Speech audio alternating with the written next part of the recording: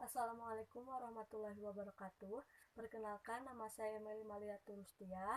Saya sebagai moderator dari kelompok 3 yang akan memandu presentasi ini. Di sini kami akan menjelaskan mengenai manusia sebagai animal educandum.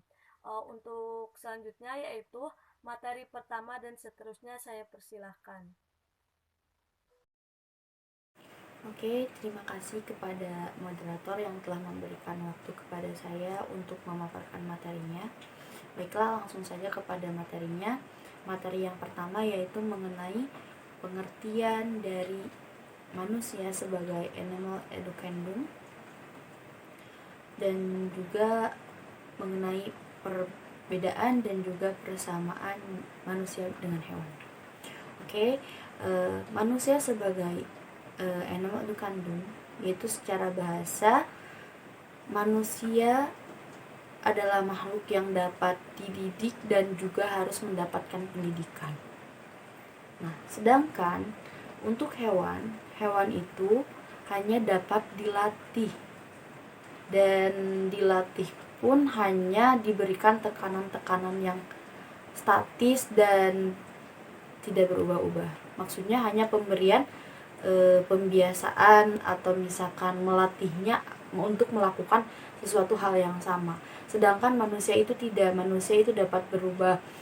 Jadi manusia itu dididik dan harus mendapatkan pendidikan agar dapat melaksanakan hidupnya dengan baik. Nah, proses pembelajarannya pun itu berlangsung lama karena manusia itu harus dapat beradaptasi dengan lingkungan. Nah, dengan pembelajaran ini manusia dididik. Selain perbedaan yang tadi, yang manusia itu dapat dididik dan juga harus mendapatkan pendidikan, sedangkan untuk hewan itu tidak dapat dididik melainkan hanya dilatih. Nah, ada juga perbedaan antara manusia dan hewan yang memang perbedaan itu spesifik gitu. Contohnya seperti manusia itu memiliki akal, sedangkan hewan itu tidak. Manusia itu mengenal yang namanya etika, estetika, juga agama, sedangkan itu hewan tidak. Nah, hewan pun sama. Hewan itu merupakan makhluk yang tadi yang mengandalkan insting semata, sedangkan manusia itu memiliki akal. Nah, itu juga yang menjadi pembedanya. Nah, tadi kita udah membahas mengenai perbedaannya. Sekarang apa sih persamaannya dan kenapa manusia bisa disebut sebagai animal educandum gitu kan? Nah, persamaan antara manusia dan hewan yaitu terletak pada sisi biologis kan. Manusia dan hewan itu memiliki kemampuan untuk bertumbuh, berkembang gitu dan selain itu juga manusia dan hewan itu memiliki dorongan untuk melanjutkan kehidupannya, yaitu dengan berkembang biak gitu kan, dengan mempunyai keturunan. Nah, seperti itu. Sekian pemaparan materi dari saya. Mohon maaf jika ada kekurangan dalam pemaparan materi. Selebihnya saya kembalikan kepada moderator.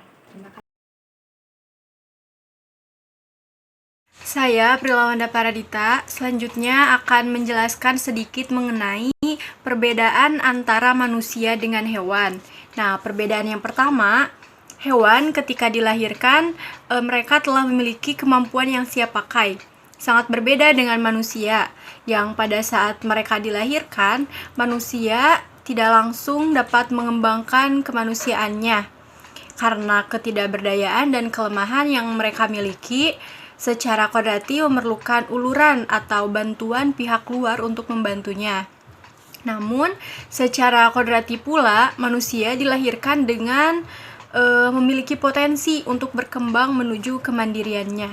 Nah, potensi itulah yang perlu dipahami oleh pihak luar atau orang tua sebagai pendidik, sehingga potensi tersebut dapat berkembang secara optimal. Kemudian perbedaan yang kedua, hewan tidak mengenal etika, estetika, dan agama. Berbeda dengan manusia yang dari kecil saja sudah diajarkan tentang etika. maupun di rumah, di sekolah, kita selalu diajarkan hal itu. Bagaimana cara beretika yang baik kepada orang tua, kepada guru, kepada orang yang lebih tua, ataupun kepada teman sebaya.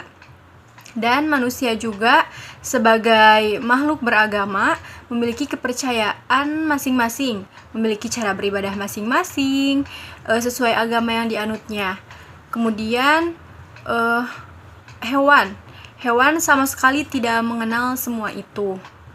Perbedaan yang ketiga, hewan merupakan makhluk biologis dengan kemampuan insting semata.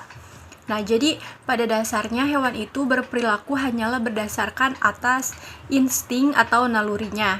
Hewan tidak dapat membedakan perbuatan baik atau buruk, mana perbuatan bermoral maupun tidak. Hewan juga tidak memiliki hati nurani, tidak mampu memiliki nilai-nilai, tidak memiliki perasaan.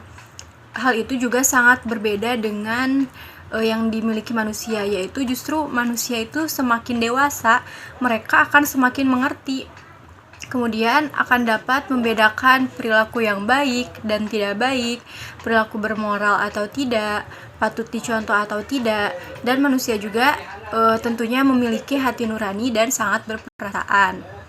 Perbedaan yang keempat, hewan bertindak menurut insting dan tidak bertanggung jawab.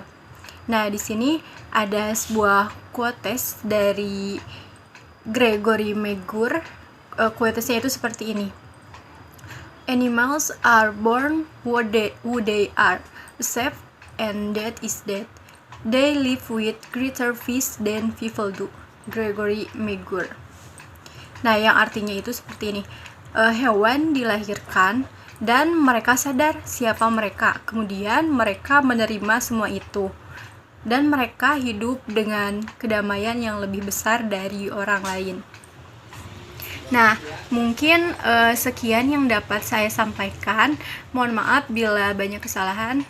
Assalamualaikum warahmatullahi wabarakatuh.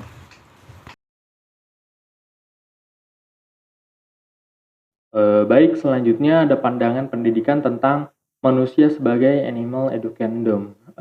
Walaupun tadi udah dijelaskan ada beberapa persamaan dan juga perbedaan antara manusia dan hewan. Manusia ini nggak bisa disamakan dengan hewan karena emang qadarullah, dari sananya juga manusia diciptakan oleh Allah Subhanahu wa Ta'ala sebagai khalifah atau pengurus di muka bumi ini. Maka dari itu manusia diciptakan lebih sempurna daripada makhluk-makhluk Allah lainnya yang ada di bumi. Manusia beda dengan hewan. Manusia diciptakan dan emang terlahir tidak berdaya. Berbeda dengan hewan yang sejak lahir sudah punya insting untuk menyesuaikan diri dengan lingkungannya. Ya, contoh hewan yang hidup di lingkungan dingin seperti